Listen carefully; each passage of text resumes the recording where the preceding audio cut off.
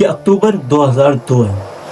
ایک نئے چینل کا آغاز ہونے جا رہا ہے اور اس کا پہلا بلیٹن ایک نئی آواز کے ساتھ شروع ہونے جا رہا ہے. پھر اچانک ایک کال آتی ہے لندن سے اور سب کچھ تبدیل ہو جاتا ہے. اور آنن فانن اس آواز کو بدل کے ایک نئی آواز ندا سمیر کی آواز سے اس چینل کا آغاز ہوتا ہے. یہ نیا چینل تھا جیو نیوز. وہ جو کال لندن سے آئی تھی وہ تھی الطاف حسین کی، اور جس آواز سے اس کا پہلا بلیٹن پڑھا جا رہا تھا وہ تھا ڈاکٹر عامر لیاقت.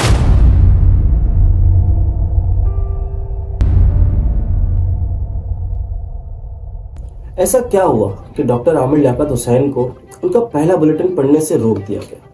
یہ رمضان المبارک کا مہینہ ہے، اور اس مہینے میں اگر کوئی ایک شخص جس نے اس پورے مہینے کی رونق کا سما باندھا ہوتا وہ تھے ڈاکٹر عامر لیاقت حسین.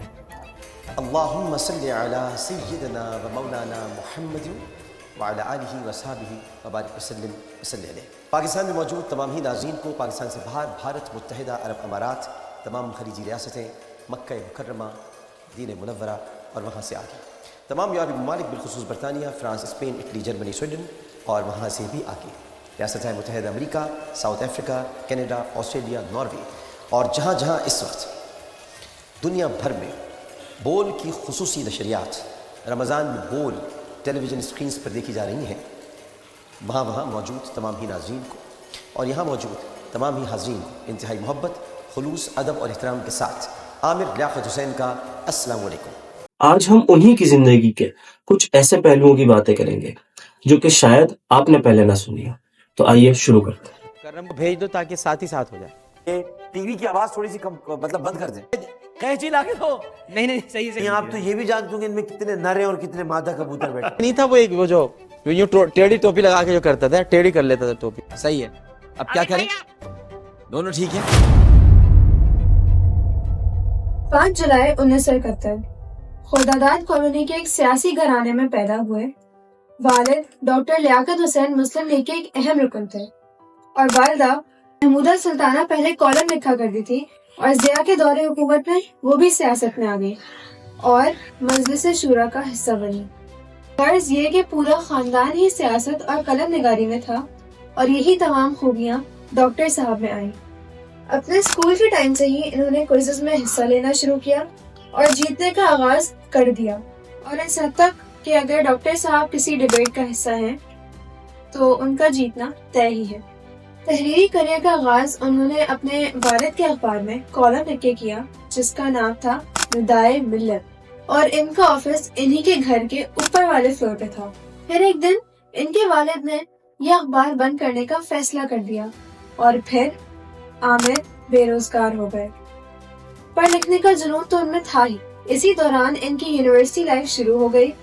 یونیورسٹی میں آ کر انہوں نے APMSO جوائن کیا اور یہاں ان کی شمولیت مہاجر قومی موومنٹ میں ہوئی جس کو آج ہم MQM کے نام سے جانتے ہیں. یہاں MQM کا اپنا ایک اخبار شائع ہوتا تھا جس کا نام تھا پرچہ. ڈاکٹر صاحب اب اس میں لکھنے لگے. اسی کے ساتھ MQM کے خاصے اہم رکن بھی بن گئے اور اسی MQM میں شمولیت نے انہیں اپنی زندگی اور جیو کا سب سے پہلا بلیٹن پڑھنے سے روک دیا. لیکن میر شکیل الرحمان جو کہ جیو کے مالک تھے ان کی نظر میں آ گئے اور جانتے تھے کہ عامر کو بولنا آتا ہے اور ٹیلی ویژن کے لیے یہ خاصے کارگر ثابت ہو سکتے ہیں، جس میں عالم دین جو کہ مختلف مکاتب فکر سے تعلق رکھتے تھے ایک جگہ ان کو بٹھایا جاتا تھا اور آڈینس ان سے آن لائن کال کر کے سوال کرتی تھی، اور اس شو کا نام تھا عالم آن لائن.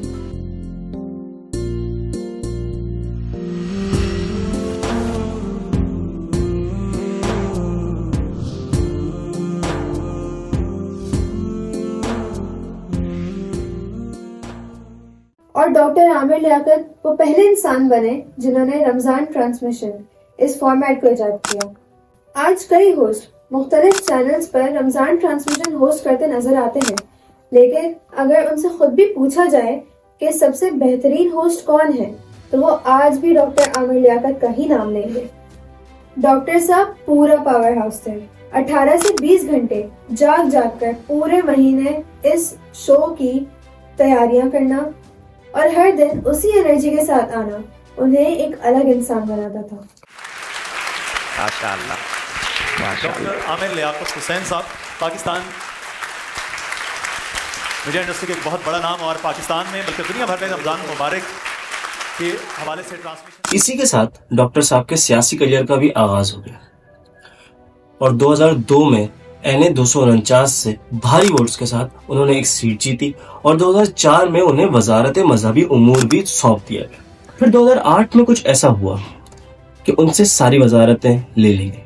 2008 میں ڈاکٹر صاحب نے ملعون سلمان رشدی کو گستاخ رسول قرار دیا اپنے ایک شو میں، اور ان سے وزارت چھین لی گئی، اور یہاں سے ڈاکٹر صاحب MKM سے بھی لا تعلقی کا اظہار کر دیتے ہیں۔ اور دوسری طرف جیو کی بھاگ دوڑ بھی میر شکیل الرحمان سے میر ابراہیم پر جا چکی تھی، اور میر ابراہیم سے ڈاکٹر صاحب کی کچھ خاص نہیں جمی۔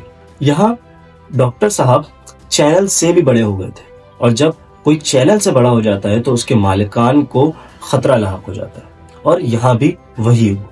اور اسی انبن کی وجہ سے ڈاکٹر صاحب نے جیو کو خیر آباد کہا، اور جیو کو خیر آباد کہنا ہی تھا کہ تمام چینل کے مالکان ڈاکٹر صاحب کو ہاتھ کھولے استقبال کرنے کے لیے کھڑے تھے، اور انہی میں سے ایک تھے عبدالرزاق یعقوب یعنی ARY کے مالک۔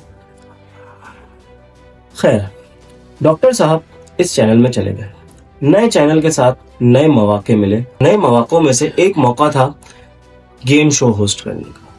یہاں پر وہ عامر جس کے پاس اپنے لیے خریدنے کے لیے بائک نہیں تھی، جس کے پاس بچوں کے پینے کے لیے دودھ خریدنے کے پیسے نہیں تھے، آج وہ لوگوں کو بائکس اور گاڑیاں صرف انعام میں یوں ہی بانٹنے لگا۔ اور پھر آیا 2011 کا وہ دن، غالباً 14 یا 15 رمضان کا دن تھا۔ ڈاکٹر صاحب کی عالم آن لائن کے سیٹ سے کچھ ویڈیوز لیک ہوئی، اس کے بعد ڈاکٹر صاحب تو جیسے ٹوٹ گئے۔ چل جی، ارے 31 میں ہاں 31 ہے نہیں دی، اچھا ہم تو ٹھہرے پردیسی۔ ڈاکٹر صاحب یہاں بکھر گئے، یہ ان کے لیے بہت بڑا سیٹ بیک تھا، پر سلمان اقبال جنہوں نے اب ARY کی بھاگ دوڑ سنبھال رکھی تھی، انہوں نے انہیں ہمت دی اور کہا اگلے دن کا شو کرے، اور ڈاکٹر صاحب نے کیا بھی۔ اور ڈاکٹر صاحب نے سب کچھ بھلا کر یہ شو کیا، اور سب سے زیادہ TRP اس سال میں اٹھائی۔ 2 سال گزر گئے، ڈاکٹر صاحب ARY میں رہے، اور جیو کی ریٹنگ دن بدن نیچے جاتی گئی۔ اب مدینے کے صحن میں انہیں وہ شخص ملا جس نے ان کی وہ تمام ویڈیوز لیک کی تھی، اور اس نے ہاتھ جوڑ کر ڈاکٹر صاحب سے معافی مانگی اور ڈاکٹر صاحب سے کہا کہ آپ جیو واپس آ جائیں۔ یہاں ڈاکٹر صاحب جیسے دماغ بنا ہی چکے تھے۔ رمضان سے چند ماہ پہلے جب ARY میں رمضان ٹرانسمیشن کی زور و شور سے تیاریاں چل رہی تھی، ڈاکٹر صاحب نے ARY سے ریزائن دیا اور جیو نیوز واپس آ گئی، اور اس بار مزید طاقت کے ساتھ، یعنی وائس پریزیڈنٹ کے عہدے پر۔ یہ چینلز بدلنے کا سلسلہ یہاں رکا نہیں بلکہ چلتا ہی رہا۔